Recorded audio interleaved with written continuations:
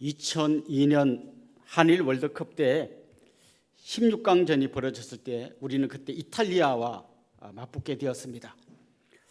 상암 경기장은 물론이고 길거리에 수많은 사람들이 모여서 같이 응원하고 밖에 못 나가는 사람들은 집에서 가족들과 함께 텔레비전 앞에서 열렬히 응원했습니다. 그런데 전반 18분에 이탈리아 선수가 우리 골대에 골을 넣었습니다. 그래도 다시 한번 어떻게 해보겠지 하고 막 열렬히 응원했는데 시간은 점점 흘러가고 이제 이대로 경기가 끝날 것 같은 그런 때가 되었습니다. 후반 43분, 이제 몇 분만 지나면 이 경기는 우리의 패배로 끝날 것 같았습니다. 그런데 바로 그 순간 설기현 선수가 왼발로 감아찬 볼이 그림같이 이탈리아 골대 골망을 흔들었습니다. 동점이 된 거예요. 연장전이 벌어졌습니다. 이 연장전은 누구든지 먼저 골을 넣으면 경기가 끝나는 골든골 제도였는데요.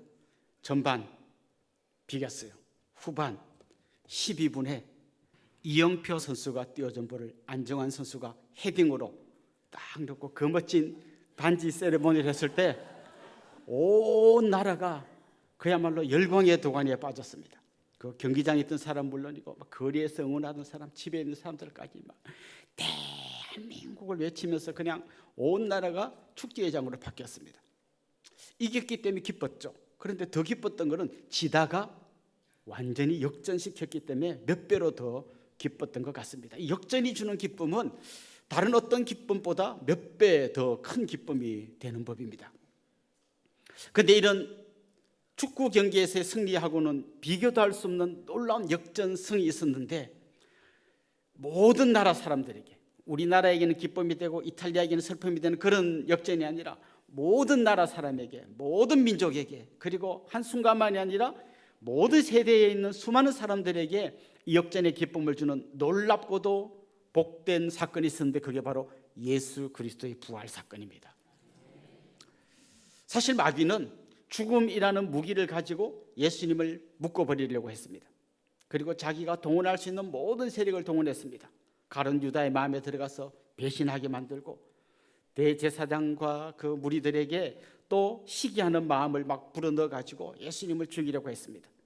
무지한 군중들을 선동해서 예수를 십자가에 못 박으라고 소리치게 만들었습니다.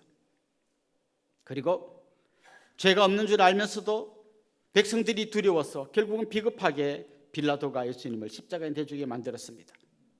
결국 예수님은 마귀가 원하던 대로 십자가에 못 박혀 죽으셨습니다. 주님 그 죽으시기 전에 7가지 십자가에서 하신 말씀인데 그 중에 하나가 다 이루었도다라는 말이에요. 다 이루었도다.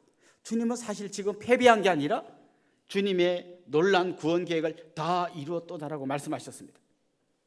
그런데 아마 그걸 들은 마귀는 생각했을 겁니다. 맞아, 다 이루었어, 이제 끝났어, 우리가 이겼어 라고 생각했을 것입니다.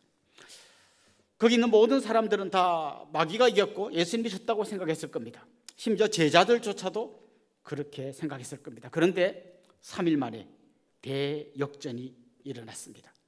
예수님께서 무덤에서 부활하셨습니다. 사탄이 예수님의 발꿈치를 물었다면 예수님은 사탄의 머리를 밟아버리셨습니다. 이 예수님의 부활은 예수님에게도 대역전일 뿐만 아니라 예수님을 믿는 모든 성도들에게도 놀라운 대역전의 삶을 허락해 주십니다. 죽음에서 생명으로, 어두움에서 빛으로, 절망에서 소망으로 우리를 완전히 바꾸어 주시는 것입니다. 이게 바로 부활 사건입니다. 그런데 이런 이야기를 우리가 말씀을 통해 들으면 아멘 하지만 내 삶의 현장 속에 들어가면 자꾸 질문이 생깁니다. 이거 역전된 거 맞나? 여전히 나는 고난 속에 있고 여전히 힘든 일이 있고 수없이 마귀는 계속 아직도 시험하는 것 같고 도대체 이게 지금 우리가 말씀 들을 때 들었던 그 주님의 부활로 말 인한 대역전이 일어나는 거 맞나라고 하는 질문이 우리 속에서 생깁니다. 이걸 저는 좀 이렇게 설명하고 싶습니다. 6.25 때 북한군이 남침해가지고 우리가 저 대구 인근까지 밀려났습니다. 조금만 더 밀리면 이제 대한민국이 사라질 직전까지 갔습니다. 그런데 인천 상륙작전에 놀라운 성공이 있었습니다. 인천에 우리 국군과 연합군이 상륙하면서 전세가 완전히 뒤집혔습니다. 인민군은 정신없이 도망가고 국군이 서울로 진격해 오고 있었습니다. 자, 인천 상륙 작전이 성공했을 그때하고 서울이 완전히 수복되었을 때 사이에 약간의 갭이 있습니다. 만약에 인천 상륙 작전이 성공했고 국군이 지금 진격해 오고 있고 인민군이 도망간다는 소식을 누군가로부터 들었다면 그 서울에 숨어 살던 사람은 이불 속에 숨을 죽이고 살고 있지만 어떤 마음이었을 것 같습니까? 조금만 더 기다리면 이제 서울이 수복될 거다. 그때 밖에 창문을 열고 몰래 보면 아직도 인민군이 막 돌아다니고 있습니다. 여전히 지금 인민군이 있지만 사실은 이 승리는 확정된 것이고 약간의 시간이 필요합니다. 그 긴장된 시간, 사실 그게 성도들이 지금 살고 있는 지금입니다. 주님이 부활하심으로 이미 결정적인 승리가 주어졌지만 주님 다시 재림하시고 마귀가 불못에 던져지고 우리가 영원한 승리를 얻을 그날은 아직 오지 않았습니다. 우리는 그 중간에 있습니다. 그래서 우리는 이겼고 승리했고 대역전을 이루었지만 여전히 어려움 가운데 살고 있는 것입니다. 당시 성도들이 그랬고 지금 우리도 그렇다는 것이죠. 오늘 우리가 읽은 이 베드로전서 1장 1절 첫 번째 말씀은 이렇게 시작됩니다. 베드로가 편지를 보냅니다. 누구한테 보냈냐면 본도, 갈라디아, 갑바도기아, 아시아와 비두니아에 흩어진 나그네들에게 편지를 보낸다고 말했습니다. 그러니까 지금 베드로의 이 편지는 어느 한 교회에 보낸 편지가 아니라 회람 편지입니다. 읽고 다음 또 옆 동네로 전하고 해서 그 동네 일대 거기에 복음 전하라고 지금 이 편지를 보낸 겁니다. 지금 여기 나오는 이 지명들이 어딘가 하면 지금의 터키의 지역입니다. 터키 그 지역입니다. 그 지역에 있는 이 도시들에게 이 회람 편지를 보내면서 이 편지를 읽도록 했는데요. 이렇게 말하는 거죠. 이 여러 동네에 흩어진 나그네들에게 편지를 보낸다. 이게 흩어진 나그네가 뭘까요? RSV라고 하는 성경에 보면 이 나그네를 추방자라고 번역해놨습니다. 아마 자기 동네에 살다가 신앙생활 때문에 어쩔 수 없이 추방된 사람들, 그래서 정처 없이 다른 동네로 떠돌아다니는 사람들에게 이 편지를 보낸다고 말하고 있는 겁니다. 당시 기록에 보면 이 사람들은 어떤 삶을 살았는가? 그들은 원래 그 동네 사람보다 훨씬 낮은 지위의 사람으로 살고 있었습니다. 불평등한 대우를 받았습니다. 아무하고나 결혼할 수도 없었습니다. 그 동네의 땅을 소유할 수도 없었습니다. 투표권도 없었습니다. 남들보다 더 많은 세금을 내야 됐고 조금만 잘못해도 남들보다 더 큰 벌을 받아야만 했습니다. 그 동네 사람들은 그들을 항상 위협적인 존재로 보았고 항상 경계의 눈빛으로 그들을 바라보았습니다. 베드로는 이렇게 힘든 삶을 살고 있는 그들에게 예수님의 부활이 어떤 의미를 주는지 알리기 위해서 오늘 이 본문을 기록했습니다. 예수님의 부활이 그 힘든 삶을 사는 나그네들에게 어떤 의미가 있었을까요? 그들에게 어떤 의미가 있었을까를 물어볼 뿐만 아니라 지금 여전히 고난이 있고 여러 가지 힘든 상황이 있는 삶 속에서 주님 바라보며 살아가는 우리 성도들에게 이 부활은 도대체 어떤 의미를 주는 걸까요? 오늘 그런 말씀을 좀 같이 나누어 보기를 원합니다. 오늘 본문에서 제일 먼저 이야기하는 건 바로 이겁니다. 예수님의 부활은 우리에게 산 소망을 주신다. 소망이란 말 아시죠? 지금 이루어지지 않았지만 앞으로 이루어질 일, 그걸 미리 바라고 있는 거죠. 그런데 그 소망이란 말 앞에 산이란 말을 붙였어요. 죽은 소망이 아니라 산 소망이라고 이야기하는 것입니다. 3절 말씀 한번 보십시오. 이렇게 되어 있습니다. 우리 주 예수 그리스도의 아버지 하나님을 찬송하리로다. 그의 많으신 긍휼대로 예수 그리스도를 죽은 자 가운데서 부활하게 하심으로 말미암아 우리를 거듭나게 하사. 그다음 뭐라 그랬습니까? 산 소망이 있게 하시며. 산 소망이 있게 하셨다는 거예요. 주님의 부활이 우리에게 산 소망을 주었다는 거예요. 그 산 소망이 뭡니까? 이어지는 4절 말씀 한번 읽어보겠습니다.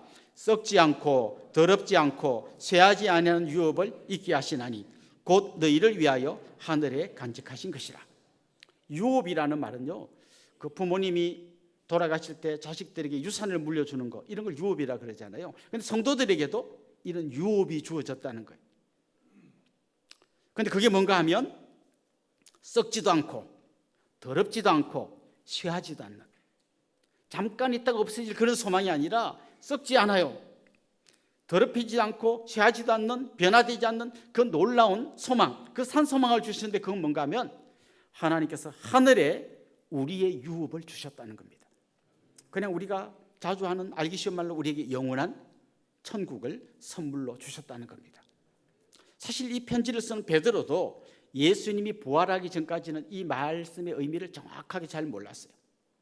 예를 들면 요한복음 14장에 보면 예수님께서 내가 너희를 위하여 처소를 예배하러 간다. 그리고 처소를 다 예배하면 너희를 나 있는 곳에 데리고 갈 거다. 그때 보면 뭐 도마가 질문하고 하는데 제자들이 이 말이 무슨 말인지 잘 이해하지 못했습니다. 나중에 예수님이 십자가에 못 박혔을 때 그들 어떻게 생각했을까요? 뭐 우리를 위해서 처소를 예배한다 하더니 뭐 다 이제 끝났구나. 예수님이 십자가에 죽으시면서 모든 게 다 물거품으로 돌아갔구나. 그렇게 생각했을 거예요. 그래서 베드로는 이런 날이 오지 않게 하기 위해서 자기 나름대로 막 힘을 썼습니다. 감람산에서 예수님이 잡혀갈 때 칼을 빼서 대제사장 종을 내리쳤습니다. 대제사장의 귀가 나가 떨어졌습니다. 여러분 그 장면을 상상해 보면 아마 귀를 자르려고 한 건 아닐 거예요. 머리 한복판을 내리치려고 했는데 피하면서 아마 귀가 잘려 나갔을 거예요. 어떻게든 이 상황을 막아야 합니다. 예수님께서 잡혀가시면 안 됩니다. 예수님이 십자가에 죽으면 우리는 끝납니다. 그때 베드로가 소망하고 있었던 건 뭘까요? 그는 무슨 소망을 갖고 예수님을 따라다녔을까요? 이제 예수님은 곧 왕이 되실 거고, 예수님이 왕이 되시면 나는 예수님의 최측근이 될 거고, 그러면 나는 지금은 좀 고생하지만 나중에 너무나 영광스러운 삶을 살 거다. 아마 그런 소망이 있었을 거예요. 그런데 예수님이 잡혀가시고 십자가에 못 박히는 순간 그의 소망은 죽은 소망이 되어버렸습니다. 그의 모든 꿈과 소망은 다 물거품이 되어버렸습니다. 그가 예수님 따라다녔던 그 수많은 시간들은 이제 쓸데없는 짓을 한 게 다 되고 말았습니다. 그런데 그때 놀라운 일이 일어났잖아요. 3일 만에 예수님께서 무덤에서 부활하셨습니다. 부활하신 주님이 제자들을 찾아오셔서 말씀하셨습니다. 너희에게 평강이 있을지어다.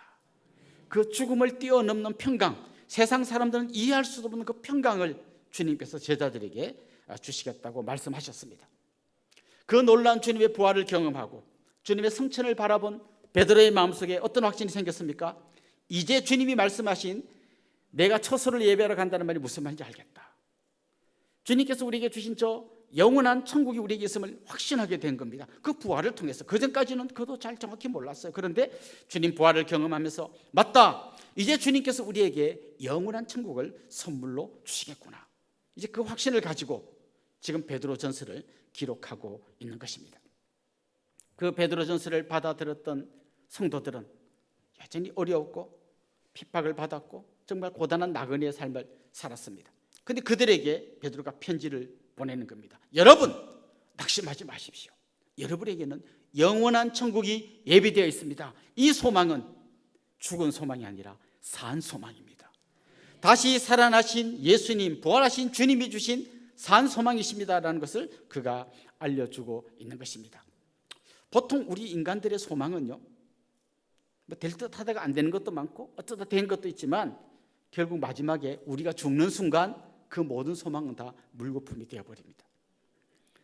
장래가 촉망되던 젊은이, 죽으면 그 앞으로 뭔가 막 할 것 같은데 죽으면 아무 소망도 없이 끝나는 것이죠. 많은 부를 축적한 부자, 죽으면 그 사람이 축적한 그 많은 부가 무슨 소용이 있겠습니까? 뛰어난 과학자, 영재, 누구든지 간에 죽음은 모든 사람의 소망을 죽은 소망으로 바꿔버립니다. 우리 수학 공식 이렇잖아요. 1000에다 0을 곱하면 0이 됩니다. 억만에다가 0을 곱해도 0이 됩니다. 100만, 1000만 모든 수를 곱해도 0을 곱하면 다 0이 됩니다. 인간이 뭘 이루었든지 간에 거기다 죽음이란 걸 딱 곱하면 다 0이 되어버립니다. 그런데 주님께서 이 공식을 완전히 바꿔버린 거예요. 죽음으로 0이 되는 공식이 아니라 부활을 통해서 놀라운 소망을 갖는, 주님만이 하실 수 있는 놀라운 역사가 이 예수님의 부활을 통해서 일어났다는 것입니다. 여러분에게도 많은 꿈과 소망이 있을 겁니다. 좀 더 큰 집에 가면 좋겠다, 우리 애가 좋은 대학 가면 좋겠다, 좀 더 건강해졌으면 좋겠다. 저는 그런 소망도 이루어지기를 원합니다만 그 소망과는 비교할 수 없는 산 소망, 영원한 천국의 소망이 여러분 가슴 속에서 날마다 감격으로 되살아날 수 있기를 주님의 이름으로 축원합니다. 두 번째, 예수님의 부활이 성도들에게 어떤 의미를 주는가? 성도들은 고난 속에서도 주님 붙들고 인내할 수 있는 힘을 얻게 됩니다. 이게 부활을 하신 주님을 만난 사람들의 특징입니다. 보통 여러분 우리가 구원이라고 그러면요, 여러분 구원의 확신 있습니까? 그러면 보통 구원하면 어떤 걸 구원이라고 생각합니까? 내가 내 입으로 내 마음으로 예수님을 주라고 고백하고 저 예수 믿겠습니다. 그럼 그 사람 구원받은 사람이 된다고 이야기합니다. 맞습니다. 그런데 그거는 좀 좁은 의미의 구원입니다. 그럼 좀 진짜 구원의 좀 넓은 의미, 구원의 큰 그림을 본다면 어디서부터 어디까지일까요? 오늘 본문에 보면 이런 말씀이 나옵니다. 주님께서 여러분을 미리 아셨습니다. 언제부터요? 이 세상이 생기기 전부터. 그러니까 여러분의 구원 계획은 여러분이 17살 때 친구가 너 교회 갈래 할 때 그때 시작된 게 아니라 이 세상이 생기기 전부터 주님은 여러분을 알고 계셨고 여러분의 구원을 계획하고 계셨어요. 그 하나님께서, 성부 하나님께서 이제는 그 구원을 이루기 위해서 성자 예수님을 이 땅에 보내주셨어요. 그래서 그 주님이 피로 값주고 우리를 위하여 십자가에서 죽어주심으로 우리의 구원을 이루셨어요. 그런데 그게 끝이 아닙니다. 이제 우리는 영원한 주님의 재림 이후에 주님이 주실 영원한 나라를 상속받는 그날까지 갈 거예요. 그날까지 가는 동안 성령께서 여러분과 함께 하시면서 여러분을 지키시고 붙드시고 소망 가운데로 날마다 인도해 가실 거예요. 그러니까 여러분이 구원을 넓혀보면 어디서부터 어디까지 가면요, 창세 전부터 영원까지. 이 광대한 구원 계획 속에서 여러분이 지금 이 짧은 시간을 살고 계시는 거예요. 그러니까 오늘 베드로는 이걸 말하고 싶은 거예요. 지금 여러분이 고난당하고 있지만 이 광대한 구원의 역사 속에서 지금 여러분이 고난당하는 시간은 요만큼이라고. 요만큼. 더 큰 구원의 계획, 거기 여러분이 있다는 거예요. 그렇다면 여러분 어떻게 살아야 합니까? 이 큰 구원의 계획을 이루어 가시는 분이 있다는 거죠. 여러분, 우리는 이제 대통령이 5년마다 바뀌잖아요. 그래서 앞에 대통령이 뭘 하다가 바뀌면 없어지고 또 이렇게 됩니다. 그래서 앞에 대통령이 이거 한다 해가지고 이 산업에 투자하면 되겠다고 막 투자했는데 보니까 대통령이 바뀌었어요. 그때 이거 이제 안 한대. 그럼 이게 뭐가 되는 거예요? 근데 우리 구원 계획은요, 좀 하다가 바뀌는 게 아니라 영원히 살아계신 하나님께서 창세전부터 영원까지 변하지 않는 그분이 책임지시고 끝까지 이 구원을 이루어 가신다는 거예요. 이걸 우리가 믿음으로 고백할 수 있도록 이 가운데 한복판에 놀라운 사건이 있는데 그게 바로 부활이라는 거예요. 하나님 지금까지 해오신 일이 예수님이 죽으면서 아이고 안 되나 했는데 부활하신 걸 보면서 끝까지 해내시겠구나, 이걸 우리가 확신하게 되는 거예요. 그래서 우리는 어떻게 할 수 있습니까? 지금 우리 가운데 고난이 있지만 여전히 인내하면서 살 수 있는 것이죠. 여러분, 이 엄청난 긴 시간 동안 주님이 여러분과 함께 하신다는 사실은요, 우리한테 이론적으로는 알겠는데 딱 와닿지가 않아요. 왜냐하면 한 번도 그렇게 하는 걸 경험해 본 적이 없으니까요.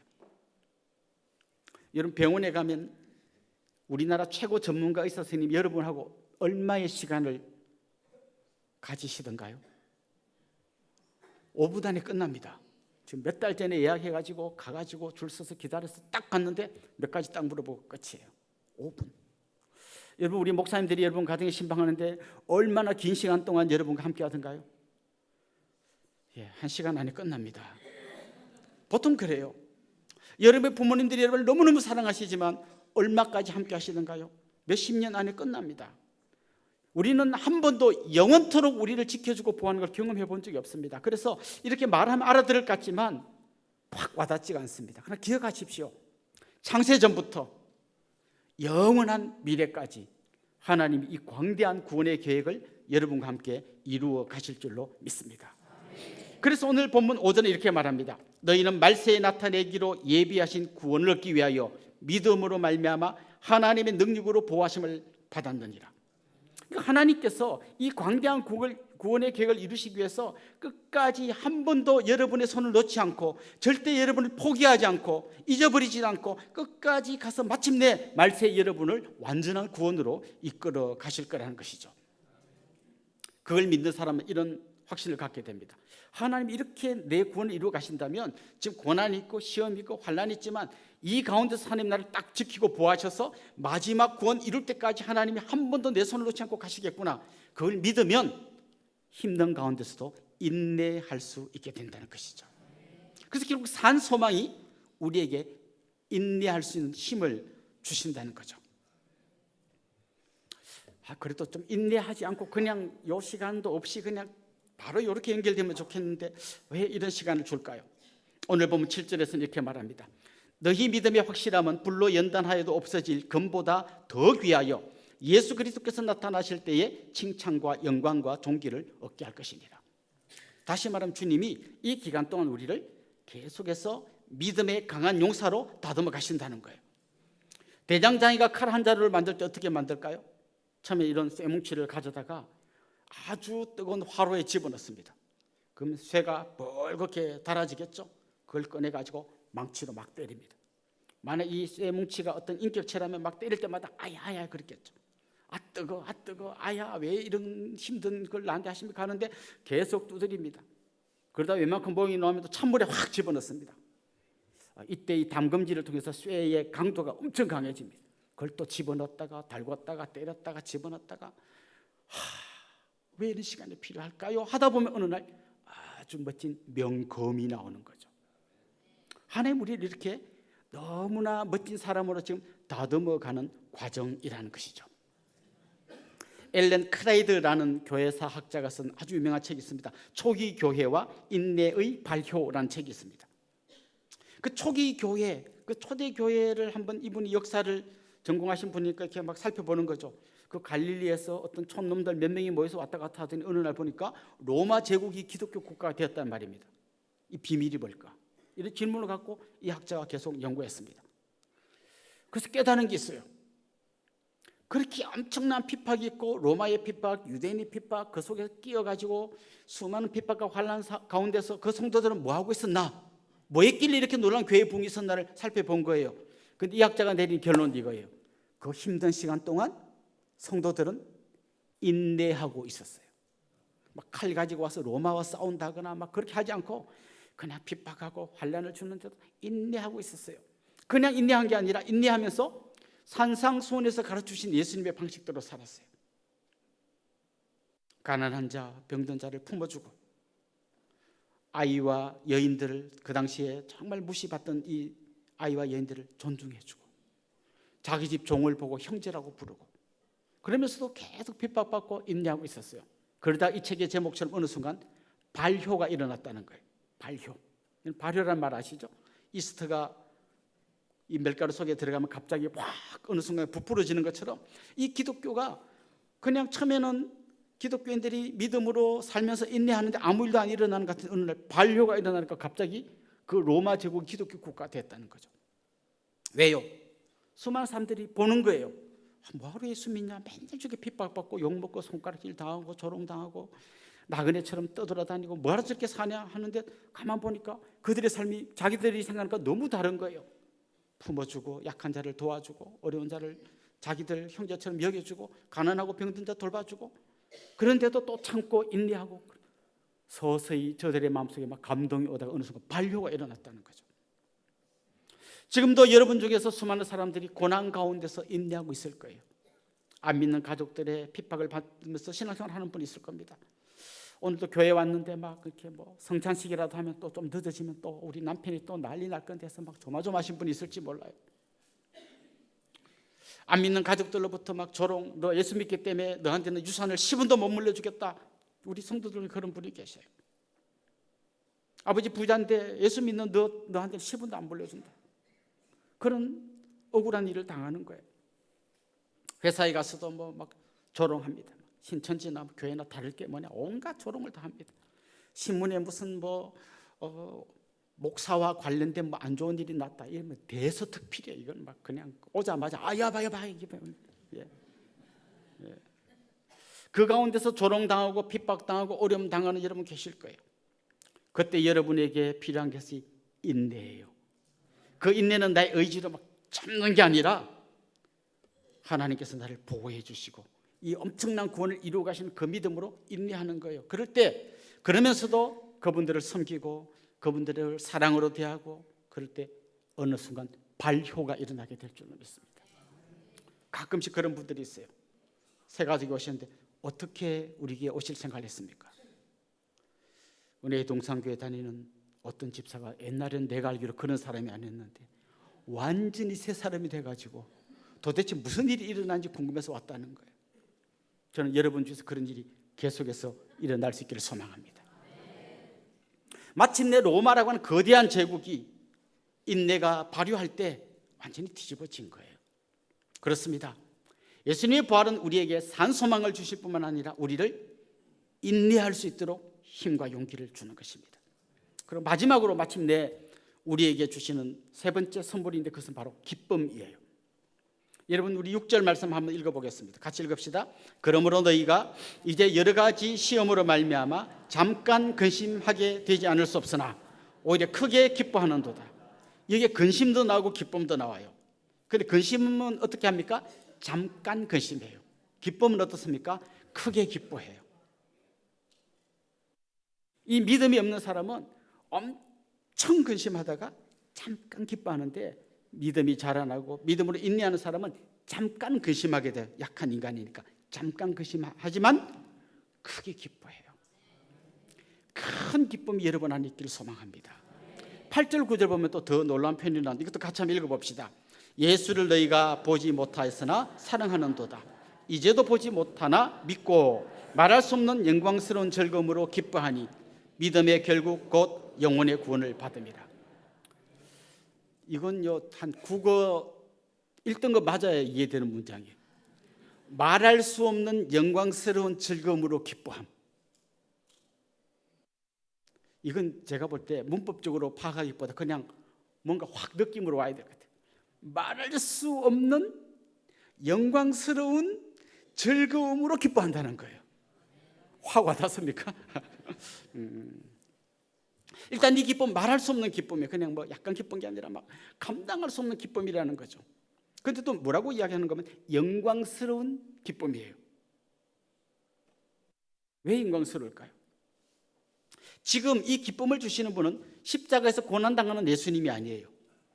그 고난을 이겨내시고 부활하셔서 하나님 보좌 우편에 앉아 계신 영광스러운 주님이 주시는 기쁨이에요. 그래서 그 기쁨은 영광스러운 기쁨이에요. 그런데 주님이 영광스러운 자리에서 주기 때문에 영광스러운 기쁨일 뿐만 아니라 결국 그 영광스러운 주님이 우리한테 마침내 주려고 하는 구원이 어떤 구원입니까? 나중에 우리도 주님 앞에 가서 천국에 영광스러운 그 유업을 다 이어받고 주님과 함께 왕노릇하게 될 우리의 영광스러운 모습이 담겨져 있는 기쁨이에요. 그러니까 이 구원의 기쁨은 말할 수 없는 영광스러운 즐거움으로 기뻐하는 기쁨이라는 거예요. 사랑하는 성도 여러분, 오늘 우리는 세 가지 중요한 단어를 들었습니다. 산 소망, 인내, 그리고 기쁨입니다.